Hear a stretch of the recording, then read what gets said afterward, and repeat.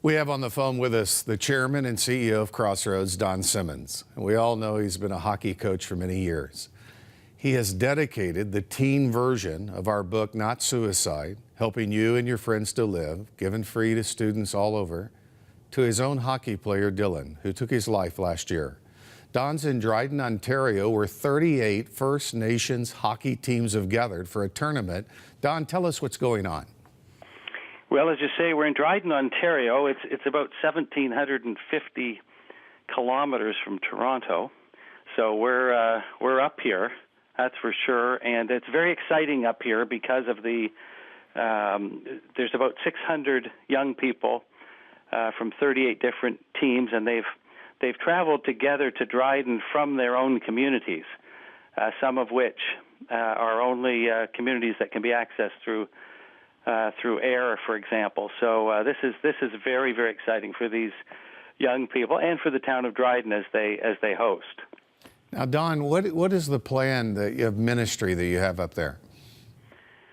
Well, there's really two prongs to it. First of all, our own Tigers hockey team, which was Dylan's team, have been looking for an opportunity to contribute a little more. So I have actually one of our Tigers here, Ryan Lavrinch, who's one of our strong defensemen, and he's observing actually at this tournament to see if we can actually contribute to the skill development in some of these communities. Secondly, while the young people are here, a number of the pastors in Dryden are anxious to distribute the book Not Suicide, which has been really made possible by our viewers who felt so strongly about putting the message of that book in the hands of young people. And of course, it's hard to think of a place where that's more needed than in some of our First Nations communities.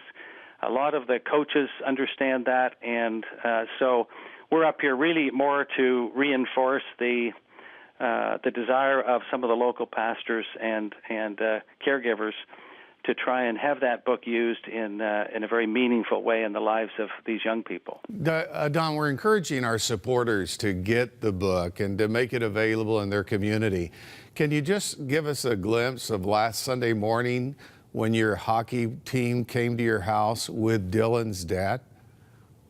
Well, it was just a year ago that Dylan took his life, and so one of the things we want to do is make sure we're staying in touch with our current player community, and again, Dylan's dad sat with us and basically distributed the book also to members of the Tigers team alumni,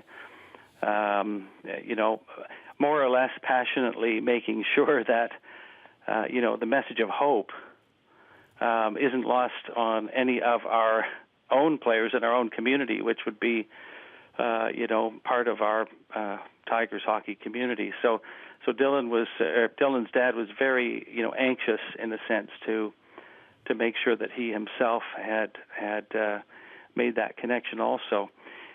Back to Dryden, where we are, we're actually being hosted by Levi Beardy, who's very well known as part of the Beardy clan up here. Levi is a very respected First Nations person with a wide-ranging family who really are intent on contributing back to First Nations communities in the north here. Well, Don, we thank God for your heart for young people that's been there for a long time, and just challenge our viewers how we can pray for First Nations and how they can use this book that is being instrumental in God's hands in the lives of kids. Well, I think that we've got several aspects all converging. One is the challenges of our culture that we've talked so much about, which are accentuated in some of our First Nations communities because they're isolated. The young people, that feeling of hopelessness is somewhat multiplied or amplified. On the other hand, the message of hope that comes through a relationship with God, through Jesus, is able to transcend miles and transcend cultures And we just hope and pray that this book, as it's put in the right hands, can be used to bring that message of hope. And so there's a physical act of connecting, a book with a person, but there's really the spiritual work that happens through the prayers of God's people. And that would be my challenge to our viewers, that while they've been supportive financially and now the logistics is happening, what we really need to do now is simply pray earnestly that God's Spirit will use all of those connection points to really strike into the heart of a person, and many persons, especially young persons, to see a life of hope rather than a life of despair. That's really our collective prayer, and I'm hoping all of our Huntley Street viewers will join us in a unified prayer that the Spirit would work to bring that kind of hope. Thanks, Don, for what you're doing up at First Nations and for the leadership you're providing for Crossroads. And I do want to remind everyone, for your best ministry gift, we want to send you Why They Die, and then that special teen version, Not Suicide. And then pray about becoming a missionary in your community by a very special gift. Get a quantity of the teen books and do what people are doing across Canada, changing the lives of young people.